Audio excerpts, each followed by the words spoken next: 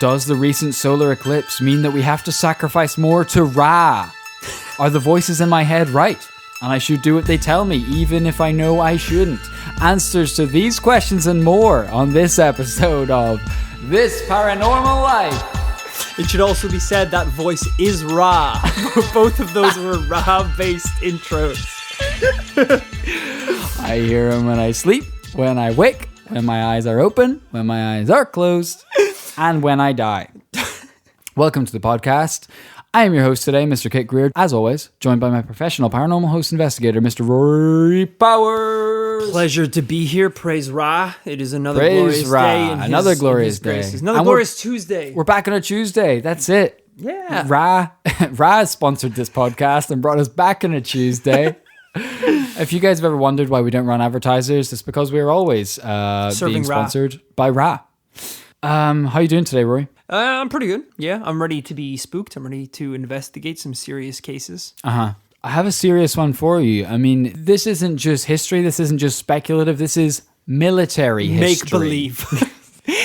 Military history. Oh, that's my favorite. This is fun because it gives it some grounding to build on. You know? Because this is the world of war and death, and the stakes are high. Yeah. Okay. Yes. So you ever hear? I'm going to tell you a little story right now. It's called The Three Little Motherfucking Piggies. One little piggy built his house on, I actually don't remember, sand or something. Wasn't it sand? Was it sand? And some water came and washed it away. Something like that. And then another one lost his house too. Turns out it's actually a pretty elaborate story. It's really hard to remember.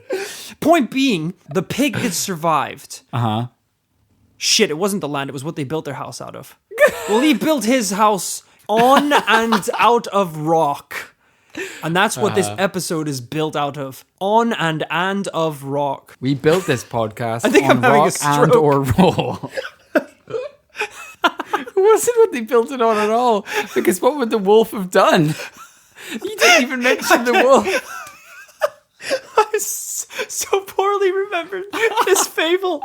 Yeah, like the wolf's gonna show up and be like, I can't blow your house down. You built it on stone. That doesn't make any sense. Well, that myth's busted anyway. Okay, so one mystery solved, folks. Okay. Let me just cut right to the chase here. Okay. How much do you know about a little-known guy called Einstein? A lot. Really? Yeah. Oh. Invented gravity, right? Wasn't that him? People lived in 0 G's before Einstein was born. He invented light speed or something. E equals MC squared. Boom. Nice, dude. That was something he did. The fact that you just gave me a legitimate answer makes me worry that those answers previous were not Three humorous legitimate guesses. questions. Okay. Three little piglets, all built on stone. Bad of you. Right. E equals MC squared.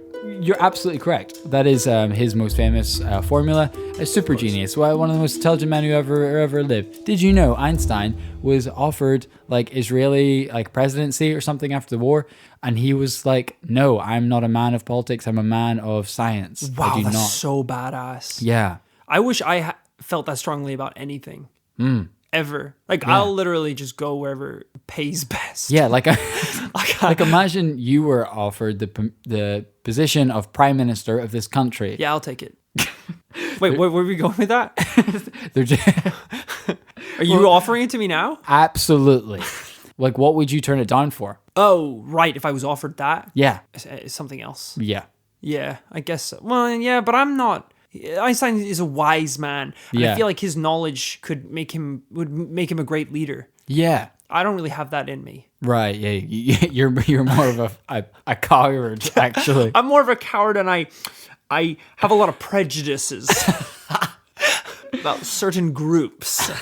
I'm less about... That's actually a Patreon tier. You can find out which groups I am prejudiced towards. I'm less about kind of rallying people in a community. I'm more about kind of dividing and conquering. Yeah. I don't really like people. I like to repel people. Yeah. I don't like to build people up, but rather to break people down. Yeah. It makes me feel better about myself. Yeah. So around the 40s, Albert Einstein had brought forth this idea of a unified field theory. A theory so groundbreaking, so powerful, so ingenious, that it would revolutionize the world. It would explain all electromagnetic fields, and it would have powerful effects not only for physics, but for technology too. But for all of Einstein's brilliance, he never solved it. He solved E equals mc squared. He never solved this unified field theory. He never proposed a generally accepted unified field theory. No one did, and that's why we don't have one today. Damn. Or so we think. My God. Fast forward to 1943. The US is deep in the war. World War II, baby. Wartime. A time when every minor technological advancement could be the difference between life or death. When the ancient Greeks were fighting the Persians, they developed metal armor instead of leather. Suddenly, they're chopping off heads like it's nobody's business and just taking spears to the chest. I miss the days where that was an invention. Swapping materials. I could have been an inventor, I think. I could have been the Einstein of war if I had been born in the right era. To be fair, though, you're not going to catch me melting down iron ore and sculpting it into sheets of metal. That's very fair, because I was literally just going to say, if, when we were fighting with cutlasses, and I show up being like, here, use this. But I can't make a gun. No. I only know how to hand people a gun. And cock them. Maybe not even that. I'm like, here, use this. Magazine falls out, bullets go everywhere. Ah, shit. I've never actually held one of these before. Do you ever think about that if the world was to go to shit tomorrow, right? Could you so much as repair a clock? Well, time would be obsolete. Presumably. That's already a bad attitude. Why is that your That's your first apocalypse goal. Repair a clock. Okay. Not look for food. Okay. Not like save your family. Okay. I'm just talking technology, bro. All right. Let me take it back a notch for you. Could you grow a potato? Oh shit. Like, I wouldn't even know what time to cook the potato for. Well, in this clockless apocalypse. Has it been buried since, you plant it and then was it buried for like a month or for 6 months or 2 years? Rory, it's been 15 minutes. Yeah. How do you know? I don't know. How do any of us know? It's the apocalypse.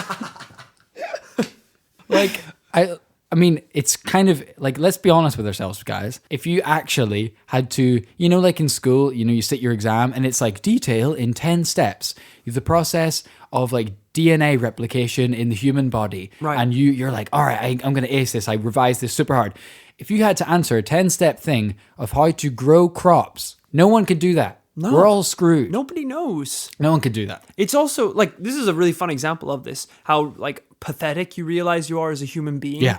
I had this the other day where I thought my phone was charging, but instead it wasn't actually plugged in. Yeah. So I overslept. My alarm didn't go off. I woke up in the morning in sheer panic because it's bright daylight. I've clearly overslept. So I go over and punch my phone. It's dead. And I hit this panic where I'm just looking around my room screaming, what else tells time? What tells time? And you had the gall to get at me for talking about clocks. But honestly, I didn't know what to do. Yeah, I had to you run start downstairs looking and at your check it on oven. the oven. Yes, which the is oven. always wrong. Always. The oven clock is never it right. always says midday. Yeah, so I just had to wait till my phone restarted to find out what time it was, which is insane Because how pathetic we are. Back in the day, you used to call the lady that you'd call what was even the number? It was like Accurus. The time Yeah. sponsored by Accurus is and then whatever time. But no one even has one of those phones anymore. And your phone was dead. It's crazy. Crazy. Jesus world we live in. Christ. God. Crazy stress. Stress just thinking about it. All right, Jesus Christ, man. I've got Apocalypse ulcers. is coming, guys. I'm not trying to wind you up. Oh. We are ticking closer to the end. Time's up. That was a bit more on the nose. A bit more on the nose. Yeah, like I said, they were developing new armor, and that allowed them to crush the Persians. During the First World War, when the Allies are struggling on the Western Front, the British developed the tank, and suddenly they're wiping the battlefields because no one had ever seen that before. Yeah. Well, World War II was no different. The US government was looking at Einstein's egghead theories and working out how to use them in war. Nice. They were just That's smart. an army general looking at a chalkboard. It's like, what I'm seeing from all these ones and zeros is how we could get more bullets into a gun. I love it's like he looks at this giant chalkboard of all of Einstein's equations. My God! He just starts connecting up all the letters. Just draws a tank. He's like, I see it now. I was like, that doesn't make any sense. You're just drawing a tank using letters. He starts wiping out all the equations, starts drawing more tanks. It's beautiful. Tanks and skulls. You, sir, are a genius. You, sir, could take the afternoon off. I got a lot of work to do here. Take the afternoon off. It's 9 a.m. Really? I don't have a clock. You drive me towards the nearest oven, please. I don't know where I am. They worked out that if they could generate a powerful enough electromagnetic field, they could disrupt the space-time continuum itself, bend light around an object, rendering it invisible. Wow. I guess it's a bit like, I don't know, that's how black holes work or some shit. That they're so dense that light bends around them and gets sucked in and no light escapes, so you can't even see them. So the light would get sucked in by the force of this giant electromagnet. I guess. But then wouldn't you just be able to see the giant electromagnet? It's like a man holding a cloaking device. Uh-huh. But now there's just a man walking with his hands out. Like, do you understand the theory? Right, yeah, Unless yeah, the field bends around the magnet, I guess. Okay. Yeah. No, that's the idea. All right. Because it creates a field, and that field could be, it could be thousands of meters wide, this whole field. So it could just be because that's what we see with black holes, is like a vast area that is just totally pitch black. Okay, so it's not, instead of bombing that tank, we're just going to bomb the floating magnet that's slowly approaching from the east. Very much that. Got it. So what they wanted was invisibility. Right. Would it work? No. Is it safe? Absolutely not. But you know what isn't safe? Nazis taking over the world. You're right, so they take risks. They decided it was worth the risk. There's only one way to find out if this theory was correct. Try use it on a Nazi. Attach magnets to his head. All right, it's August 12th or October 28th. No one really knows. There were no clocks. It's the recurring theme, it seems. 1943, pre-clocks. Yeah, PC. 2000 BC, yeah, 2000 before clocks, that's right. The USS Eldridge is docked in Philadelphia's U.S. Navy port. The men aboard are preparing the ship for Project Rainbow. Ooh. All they know is Project Rainbow, it's this invisibility project. They're trying a cloaking device. Okay. A powerful generator is loaded onto the ship. There's excitement in the air. If this works, this could revolutionize the war. If you think this is a time everyone was really emotionally involved in this, they're super on board. Other boats are looking on in the bay, and there's other soldiers on land. And the order is given to initiate the test. In the docking area. On the ship. Christ. On the Eldridge, the generator is heard powering on. It's oscillating. It's going like high, like a siren goes from like a low pitch to a high one, like low frequency to high one. This is like getting higher and higher as it goes. Like steam blowing out the sides. You've got that one scientist who's going, shut it down, shut it down. And the others can't take any more, Captain. And then that one army general is like, get your hand off the lever. We need to get your hand off the lever. It's going to kill us all. Going to kill you if you don't shut up. The colonel's invisible. It's just a floating gun. What do you want it for? For the war? It's like, no, so we can peep on people in changing rooms. This is so much bigger than the war. We can snoop on people. We can sneak into Sainsbury's and take their meal deals. Think of it, endless meal deals. All the good sandwiches are always gone by the time I get there. Walkers, knickknacks, the choices are ours. I'm left with the ploughman's sandwich, day after day, but no longer. He's gone mad. The generator's increasing in power, oscillating at a higher and higher frequency. People are looking on from the bay, and the Eldridge The ship, the USS Eldridge, is starting to become hazy and faded. They can't quite tell. The onlookers can't believe it. Is it working? Suddenly, all that's left is a green haze in the distance and the outline of the ship in the water. Jesus Christ, it's worked. Oh my God. Then suddenly, something's different. There's no more haze and no more outline in the water. Is the Eldridge just gone? Did it sail away? Did it disappear? One captain on shore checks his radar and watches the last blip of the Eldridge disappear. Beep, beep. And suddenly nothing on the radar. My God. Moments later, the Eldridge flashes back into Philadelphia Harbor. Those on land can't believe how successful the experiment was. Not only did they cloak the Eldridge, but they might have sent it somewhere else altogether. Are the men okay on board? Oh God, no. My semen. They knew something was wrong when crew on the board started vomiting. Oh God. They complained of terrible nausea. The report goes that there was an unimaginable, mysterious, and horrific cost. Some men had gone completely insane.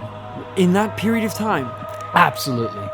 They reported that while the ship was invisible, they could see their bodies and the ship disappearing in front of them. They were able to walk through walls, but when the ship reappeared, it all became too real. Men had body parts fused to the boat. What? Some crew never reappeared at all. In one account, men began to literally fade away. This was called the freeze. Sometimes it would only last a few minutes, but for others it was for long periods. They called this the deep freeze. What? There's nothing to do with anything. Others called it caught in the flow, caught in the push, get stuck, go blank, hell incorporated, or stuck in molasses. Hell Incorporated.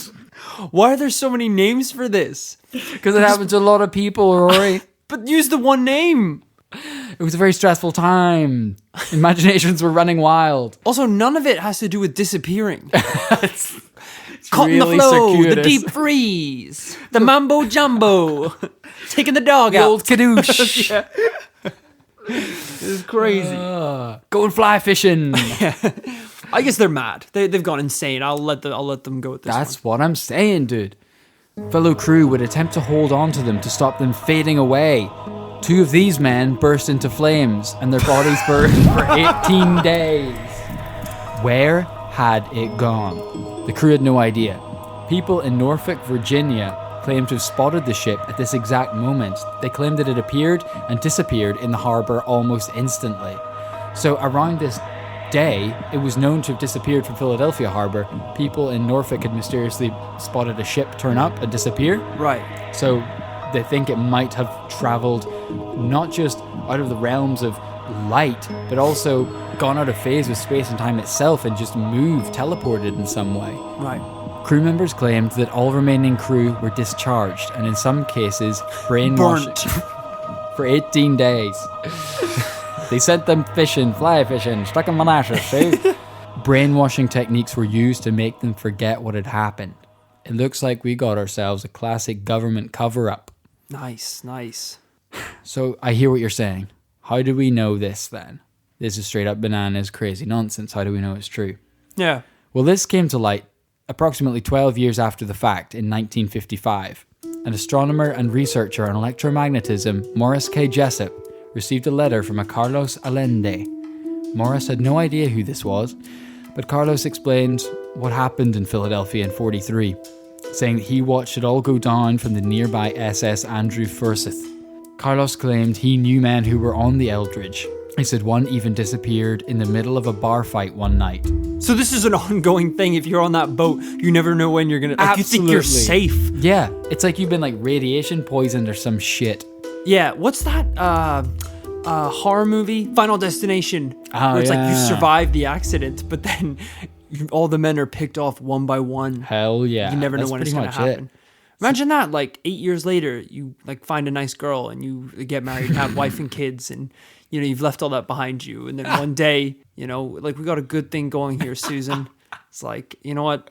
You take the day off tomorrow because you're a really good wife, and I'll pick the kids up from school. You deserve extremely some time. natural dialogue. You deserve some time off. I'll pick the kids up. Mm. Oh, Trev, it's so sweet of you. I never get to tell you how much I love you. Well, Susan, oh God, Susan. Oh no. What's God. happening? Oh God. Oh no, you're stuck in molasses. Oh, I'm walking the dog. Oh, you're walking the dog. I'm walking the dog, you've gone Susan. fishing. Oh no, it's a deep freeze. It's a deep freeze. Burst into flames. Oh, It's the deep freeze. That's terrifying. That's awful. Kids running up, trying to grab him. They burst into flames. I mean, I did find this particular one funny because they're like in the middle of a bar fight, which kind of makes it. I can just imagine the account from whoever he was fighting in the bar being like, it's like, I got into a fight with this guy in the bathroom, and then no sooner was I swinging punches than he just disappeared. And they're like, watch the CCTV back. It's like, it was his reflection. There was no one there at all. Or I love the idea of them fighting over whether or not it did actually happen, and mid-fight the dude disappears. That's so great. Yeah. Maybe that was straight up like the truth behind Marty McFly in Back to the Future at the end of the sea dance. You know, where his hand starts disappearing and he's in the photograph? No, he was on board. That's what I'm saying. That's some Einstein, Nicholas Tesla shit. Crazy. Honestly. And yeah, you know, Marty McFly was hanging around that like high-powered time traveling motor. Yeah. You know? That's Doc was always trying to win the war. Doc was always banging on about the war. Road, where we're going, we don't need road. Takes him to the boat. This is the boat. Up on board. So Morris is reading this crazy letter from Carlos. Right. And as you imagine, extremely skeptical. But he does politely reply, just asking for some sort of evidence. And a couple months later, Carlos replies, saying that he might be able to get him some by means of hypnosis. Okay, that's not evidence. That's what Morris thinks too. He decides what anyone would have thought, what a quack, and he Can I refuses get to reply. you evidence via Photoshop? Would I be able to supply you evidence by trickery and tomfoolery, sir? Lies, perhaps? Would that convince you? Yeah, at a passport office. Would I be able to prove my identity by means of mime? Perhaps. Or interpretive stick dance? drawing. Yes. Yeah, he refuses to reply. He's like, that's bullshit. Yeah. Well, 2 years later, Morris receives a package. This time from the US Navy Research Office. Inside is a copy of one of Morris's books. This is about UFOs, I believe, UFO research. Okay. As I say, Morris was an astronomer and researcher, but he'd written a book around that time on UFOs. And this book had been annotated with bizarre scrawled annotations from what looked like 3 different people all over it, 3 different types of drawing, detailing how Morris's findings on UFOs relate to the Philadelphia experiment, this cloaking device experiment, Philadelphia Harbor. Okay.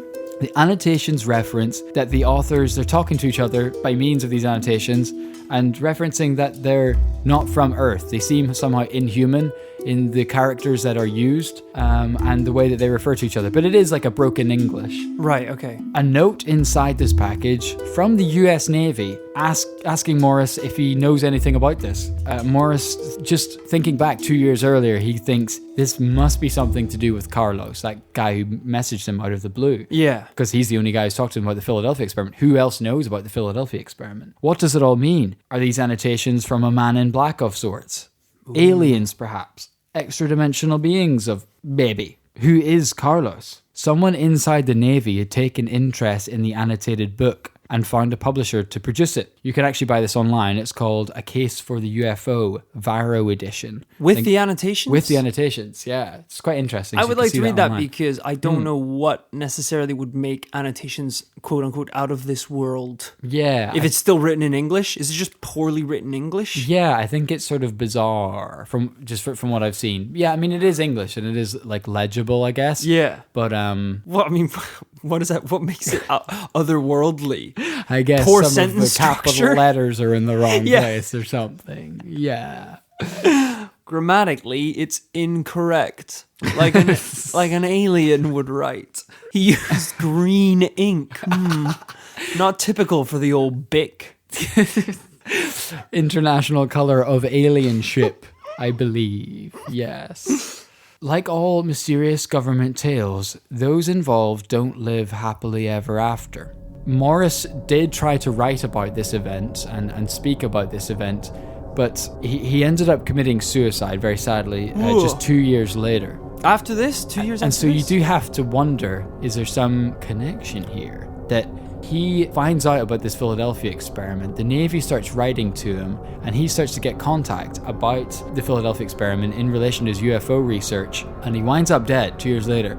And I mean, I can hark back to previous podcasts, and we've looked at paranormal researchers who have met untimely demises. I mean, we are well on our way. Any day now, my God. I'm gonna drop. Jesus. Did he... Weeks at best. Well, was it suicide by hanging or suicide by spontaneous combustion into an By invisible... deep freeze. Yeah, by deep freeze. Yeah, I believe it. I'm going to find out right away. It's not very paranormal if he shot himself Yeah. in the head. That's just sad. Well, it is sad, but what I'm saying is, what if this is the cover-up, dude? Right. He knows a little knows too too much. much. That's what I'm saying. Time to off gives him the old walk the dog. Gives him nice. Yeah, the old deep freeze, the old how do you do? The old tiddlywinks. the old tip of the hat. And so you can imagine this sort of set off people's imaginations running wild. That this book becomes published, in initially a very small run, but it is now still available today. People find the history of the Philadelphia experiment, these annotations detailing their relation to Morris's work, and this bizarre interaction from the US Navy having something to do with it. Yeah. And so veterans have come forward since the publication of this book, claiming to have been present during the experiment. No. But it's sort of impossible to prove the veracity of their claims. And in 1999, there was a reunion of Eldridge Veterans who largely claimed that the ship never made port in Philadelphia. They'd kind of heard of this. And so, who's telling the truth? To muddy the waters even more, two men, Al Bielek and Duncan Cameron, claimed to have jumped overboard when the ship was in hyperspace between Philadelphia and Norfolk, and claimed to have landed in Montauk Air Force Base, Long Island, in 1983. That's right. The ship disappeared in 1943. They were like, we're getting on a Dodge, and jumped overboard, landing in an Air Force Base in the 40 future? years later. Yes, in the future. How did they get back? They didn't. What? They came forward in 1983. So for them, it had only been like... Yeah, like minutes, I guess. What? This is so weird. They basically came forward amidst all this Philadelphia experiment stuff, saying, we're from mad." 1943. That's crazy.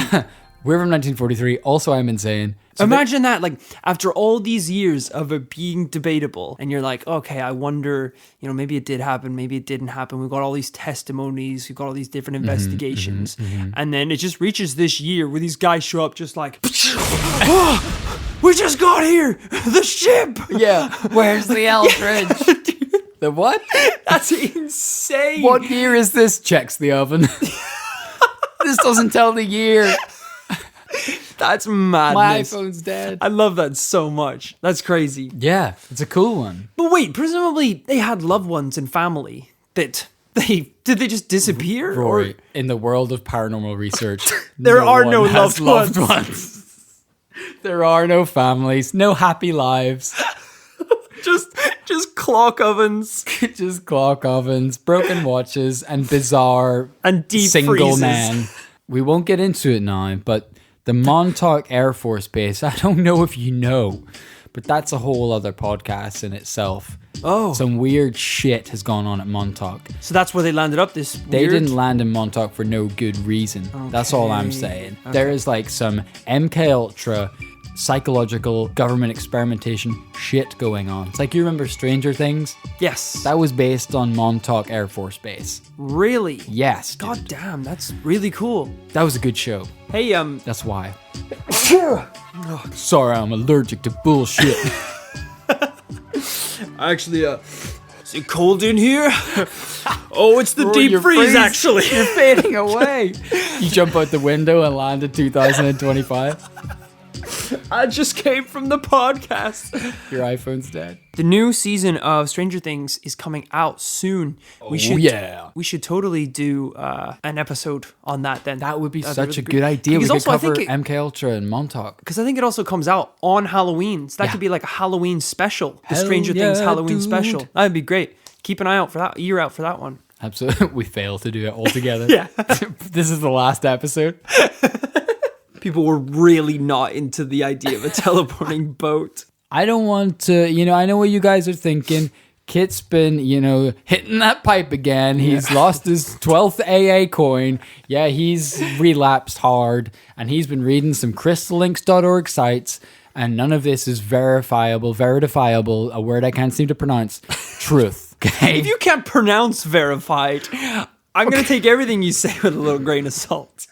It's like someone in my work the other day was asking me how to spell incompetent. Yeah, what was that joke that we came up with? Oh, you're so illiterate. I don't know the meaning of the word. The irony of it is so great. But the reality is that this has grounds in fact. Please continue. This story got so widely known that there is a legit US Navy webpage that addresses this whole mystery. This thing is so prolific, they had to separate a whole little .com on their website. They had to set it out straight. And of course, the Navy take on this is that it's bogus. They say, look, the Eldridge was never in Philadelphia. You can check its war logs, which are published online. But they do admit that the Navy did receive the mysterious UFO book with the annotations about the Philadelphia experiment, and they did make contact with Morris about it. So this leaves us in a weird place. Okay. The war logs, all I'm saying is it wouldn't be the first time the government has covered something up, okay? That's all we I'm know saying. about that. We know about that. Okay, we've been there, done that. And it is kind of crazy that they admitted that they took the time out of their day to contact this astronomer and UFO researcher about the Philadelphia experiment and then follow up in later years saying, none of it's real. Yeah. You know what is weird with me? I don't know why this keeps on happening. Come on. So this guy is in contact with the government. Yes. He's about this book, and then he mysteriously, quote unquote, vanishes. Mm. Why does the government, if they did do this, think it's a good idea if they're in a situation where they're like, okay, this is getting tough. This guy's doing some things that we don't want him to be doing. He knows a little bit too much. We need to handle this delicately. Kill him?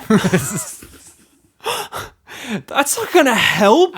That's just like solidifying his legacy. That's all you're doing. Yeah. But I feel like that's how we're looking at it with lots of years of retrospect. And that's become such like a meme, is this idea of like people who know too much get offed. That whoever decided to off him, that was like the brightest idea they'd ever had. That was the first time they'd ever thought of that.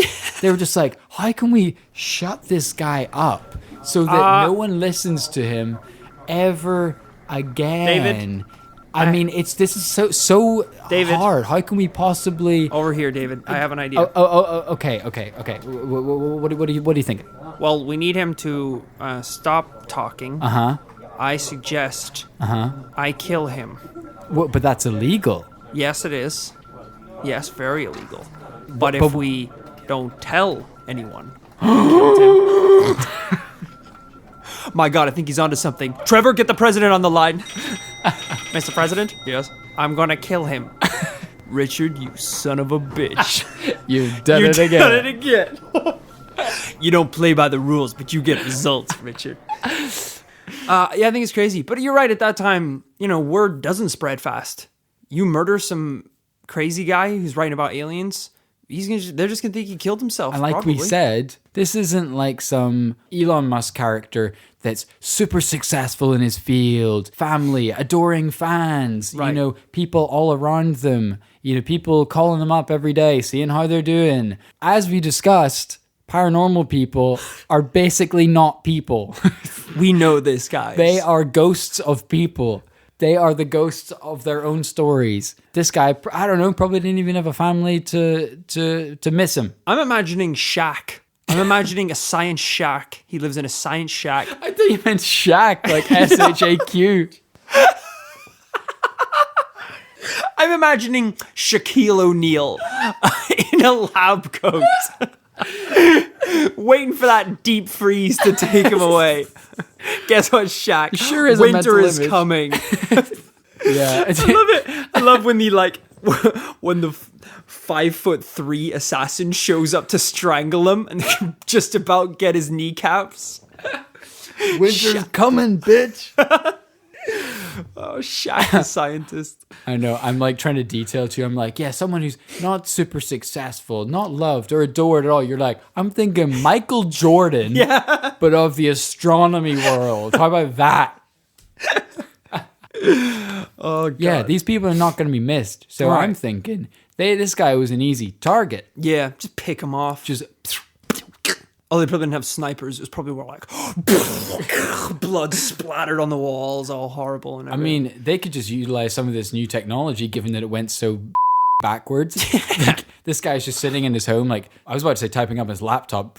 We didn't have laptops back then. typewriter. He was typing on in his little Stone Age typewriter, his like thoughts on UFOs, and he just hears outside like... He's like, where have I read about that noise before? And then Colonel Floating Gun comes in, hovering, walking towards him. I love the idea that he has been relinquished of his mortal body and mortal realm, but he still works for the US Navy. Yeah. He's still got a Glock. He's still so a good. puppet of the Navy. Amazing. Yeah, goddamn, it's a mysterious one, all right. I wish we had more credible evidence. Yeah. I mean, it's nice that we had some guys stepping forward. Yeah. But then again, to only have them step forward after all of this is made public and blown up to be a big deal. Yeah. I mean, it seems like something so widespread that affected so many people that how do you brush that under the rug? How do you tell all these families that their husbands and brothers are all missing now, even though they weren't deployed in action in the war? Yeah. You know, little mysterious things like that. I mean, we do have... How do you tell a wife their husband has now merged with a boat? Hardest part of my job. It's never easy. 2 hours in, she's not even upset. She's just like, what? Explain to me again. You see, ma'am, it's quite simple. We powered up this powerful generator. It's still Colonel Floating Gun. He's just at the door. You see, ma'am, it makes a noise like this. So you see how I am invisible. Well, your husband is much like this, but also fused with a boat. Yeah. So you're saying that he's dead? Oh, God, we wish he was. Lord He's knows more he boat than wishes man he was. now. We call him HMS George. And I can assure you he will not be docking anytime around here soon. Can I visit him? Absolutely not. The ship's invisible too. It's somewhere near Andromeda 9. Still in hyperspace, we believe. We didn't read that Einstein shit properly. In terms of the idea of Morris being killed... Right. For what he knew. We do know, it's not the first time this has been suggested, there was a project Star Wars. Jesus Ever heard- Christ. Ever heard of a little thing called Star Wars? Directed by a little colonel called Lucas. J.J. Abrams. Lieutenant George Lucas. Project Star Wars, also known as The America's Phantom Menace. Return of the Reagan. President Reagan's America's Strategic Defense Initiative. Right. Better known as Project Star Wars. It was a largely unsuccessful plan to create a kind of like laser system to be able to intercept like asteroids and stuff, I guess. Yeah. So we could protect Earth. But when it failed, supposedly, and we could probably do a whole nother episode on something like that, that there's something like 21 or 22 scientists that died in bizarre circumstances after that project was shut down. Why? Because they looked in their telescopes and were looking up to their satellites or some shit, and they saw alien greys, 7 foot tall, floating about invisible with guns. Project Star Wars, that would be a good one actually to investigate. Yeah. One of us reads articles about this, the other one watches the trilogy. We come back with notes. You come in with like a toy lightsaber, like, I'm going to ace this podcast, bro. That's crazy. Yeah, that is a crazy one. I mean, this is what we're learning, is that these operations existed and probably do still exist to this day. Absolutely. It's crazy, some of the projects the government has worked on. Oh my God. And as you say, I concede that for this particular tale, because it is based in historical people, and historical ship, and a historical time, that it feels like there should be a lot of evidence. If this was a large US Navy ship, we should know where, like, what happened to it, like where it was, the people that were on it, all that stuff. We don't. There's not that amount of evidence. Yeah. We don't have lots of records from loved ones and families of these men that were on the ship. Saying my husband is half boat now. Exactly. We don't have those people who've lived with boatmen for husbands. But I guess the only evidence that we do have, the kind of weirdness that we can't tie up at the end of the day, is that the Navy looked into this. They contacted this researcher, Morris, and they were like, do you know what's going on here? Someone's contacting us about the Philadelphia project. And then whenever it comes up then in later years, they have this full disclosure. Oh, nothing ever happened. We've got logs for all of it. We know where the boat was at all times. But why did they ever spend government money on talking about the Philadelphia project? That is interesting. And I don't know whether that'll ever be something that we get to the bottom of, unfortunately. It's just part of the mystery involved. Maybe that's just part of a policy for them to investigate any potential leaks. Because presumably they were working on tech, whether this actually happened with the boat, but they probably were working on tech or investigating some sort of a similar technology. Maybe they hear... It could be that they're working on some genuinely super secret, war device. Yeah. And then this comes up. They hear people talking about Philadelphia project. They're like, shit, the news is out. Everyone knows about our new weapon. They actually read what people are saying. They're disappearing soldiers. And they're like, oh, Jesus Christ, we're fine. Yeah. Oh, we're fine. People are so stupid. Probably should tell Rich not to kill that guy. The door's just swinging. He's already left. In terms of a conclusion, if we're to start wrapping this up, you investigated it. Yeah. Where does your hat lie? Well, one interesting thing was that the military maybe claimed at one point that they had genuinely been using some sort of electromagnetic generator to make ships invisible to radar and to tracking mechanisms. You know, they talk about stealth ships, stealth planes, stuff like that. And I suppose that they do use some sort of cloaking device using electromagnetism. So they sort of deflected it and said, look, it could be, listen, people have probably got their wires crossed. There's maybe something to do with this. Right. I know in one instance that a ship around that time, probably around the Second World War, the ship was noted through some electronics that were on board or whatever's going on board, the way electricity could sometimes dance off a pylon or something, that electricity and light would seem to come out of a ship. Damn, that's cool. And lightning boat. Yeah, I don't think it had any effect on soldiers or anything. No. But I guess deep heat, they called it. Yeah, I like the idea of a really cold boat. And these guys accidentally get their tongues stuck to it. Yar, he's fused with the ship. But I guess they were kind of deflecting us and saying, look, maybe these are where these rumors have come from. Right. Of sort of paranormal experiences with disappearing ships and men fusing with boats and being affected by this kind of electromagnetism. I don't know. I don't doubt that the US military absolutely has tested on human subjects. Yes. In psychological and physical capacities. 100%. On our own people, on the good guys and on the bad guys. And also using weird weaponry. I believe it was declassified that at one point in, I don't remember which one of the wars it was, they're actually working on a weapon that could essentially target and beam, essentially like a supersonic beam. Like a gaydar, if you will. Right. That would make them drop trowel on the field. I think it was, the purposes were to incapacitate them completely, so they're just sick and dizzy, or literally make their eardrums explode with the concentrated sound from like this sound cannon. Wow. You know, they say that... Which I wonder if it was just like a huge PA system. Blasting Like, Skrillex. Bang, War. bang. Dun, dun, dun. What is it good for? Absolute. It's not happening. Crank it. Yeah. Hell yeah. Just blasting it, yeah. So I think it is possible that... I guess that's where I come down. I think it's not just possible, but likely they were experimenting some new technologies Yeah? that may have had some undesirable consequences on the naval crew. Boatmen, sure. I don't know if they were fusing to boats. Okay. I don't know if there's any evidence for that. Right. And this I feel like we're in the same boat on this one. But this particular operation, this project, where do you fall down on the yes or the no? Did the boat become invisible, time travel, and those guys jumped off and landed in the 80s? Yes. Hard no. Okay, I just want to make sure we're on the same page here. Hard no.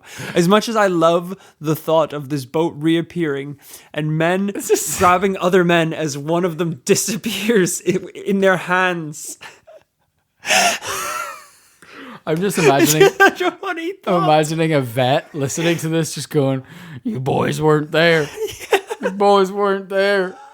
Because it's like, you know, if you're in war and someone gets shot, and you know you've got them in your arms, and you can comprehend what's happening to them, even if they're not going to make it. You can say like, it's going to be okay. You know, it's going to be all right. You're going home. You know, something really consolidating like that. When your fellow soldier is disappearing in your hands, what do you even say to them? They're like, where am I going? I think you're going to hell.